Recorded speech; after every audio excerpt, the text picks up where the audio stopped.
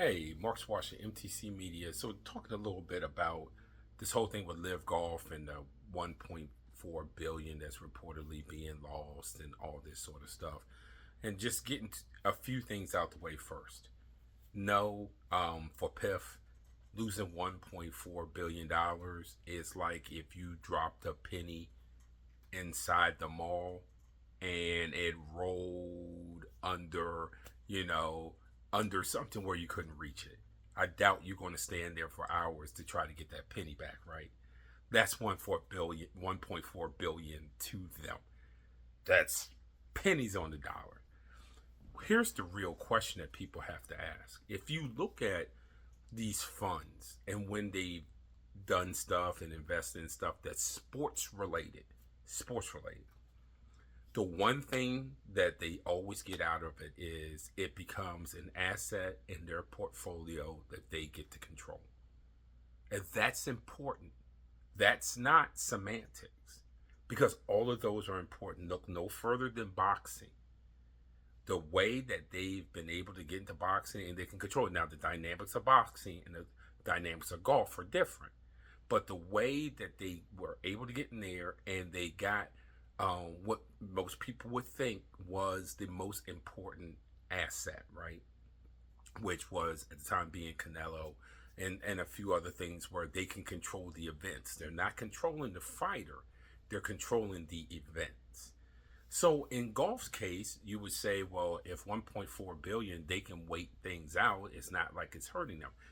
Here is the discussion point. The discussion point is that if, and this is what is widely believed, if the end game for PIF was we buy out all these players, spend whatever we have to spend, who cares how much we spend, and we put pressure on the PGA Tour, there'll be a forced merger, and in that forced merger, we will assume control, the decision-making control of both.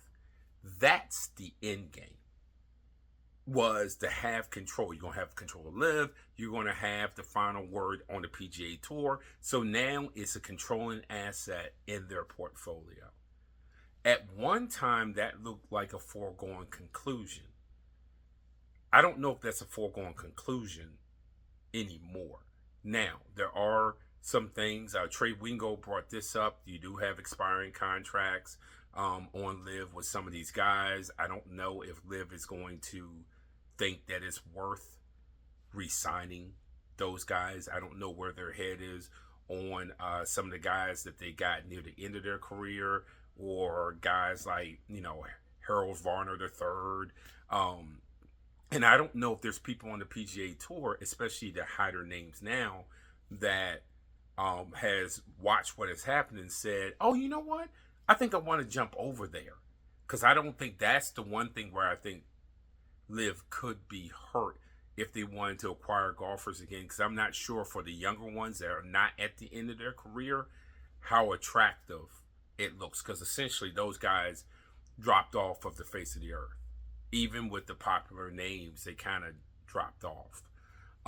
And, everyone's different. Some golfers might say, I don't care, I just want the money.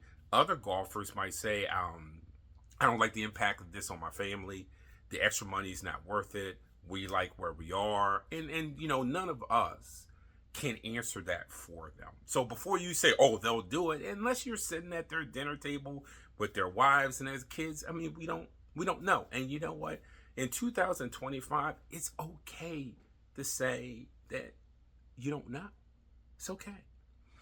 But getting back, if the end game is to get the PGA Tour and the inevitability is starting to kind of slow down on that, or there's a certain amount of uncertainty, then it will be interesting what is the next move by the PIF. Now, let's just be honest, and I'm talking from a financial point of view. I'm not talking from a political point of view. No one should think that it was a coincidence that President Trump has gotten involved in negotiations, because him and his family have extensive business agreements in the Middle East, and they can profit off of this working, which is why you've heard PIF say, we're not going anywhere yet, which if I'm them, I would say the same thing. And it's why you can start to see that Trump is starting to try to put political pressure for the PGA Tour to buckle down. Because, to be frank with you, there is financial gain for him with his investments in the Middle East, and frankly, his investments in golf as a whole. This could be a big payoff for him. So, yes, I think this is far from being over or foregone conclusion in either one of the directions. But the reason why I address this is because, very simply, I just think that people have addressed this in the wrong way. You have people who don't like LIV saying, "Oh, you see, I told you it's failure. Look, they've lost all this money."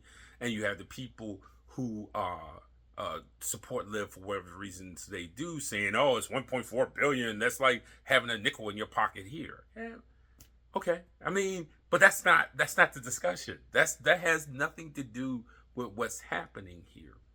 What's happening here is whether at the end of the day, PIF can get what they want. And they've always gotten what they want in the sports world. And is this going to be the one time that they don't? Is the PGA with Jay Monahan no longer in charge?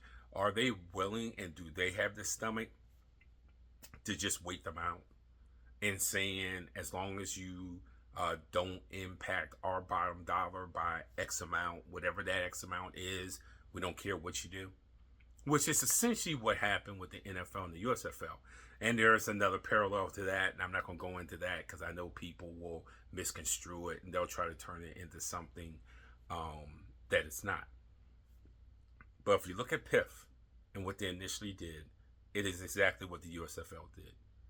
We're going to buy all these names and we're going to try to force you to merge, because if we get all these names and we pay them over what the league can afford, in this case, that's the big difference, because PIF can't afford them and the USFL, only certain owners could afford them.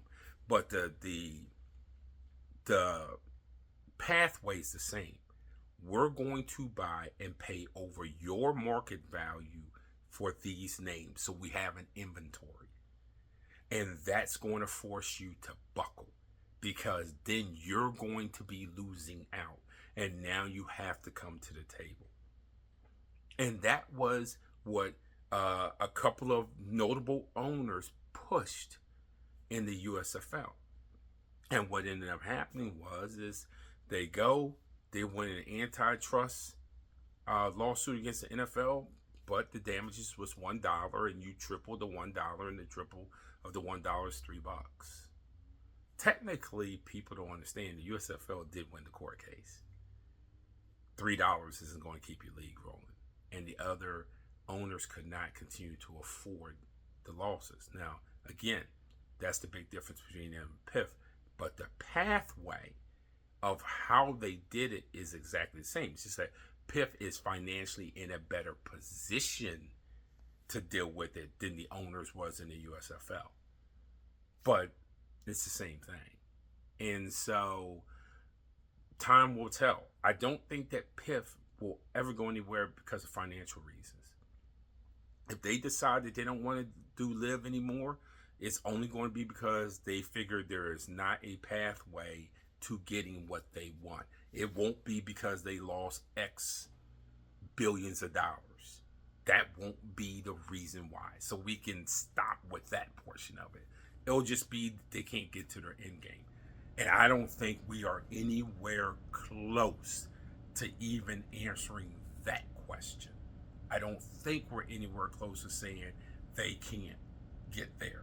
They, in their minds, and to be frank, in my mind, there are still multiple pathways for PIF to get what they want. So that's what I think is being lost in all of this. It's Marcus Washington, MTCB.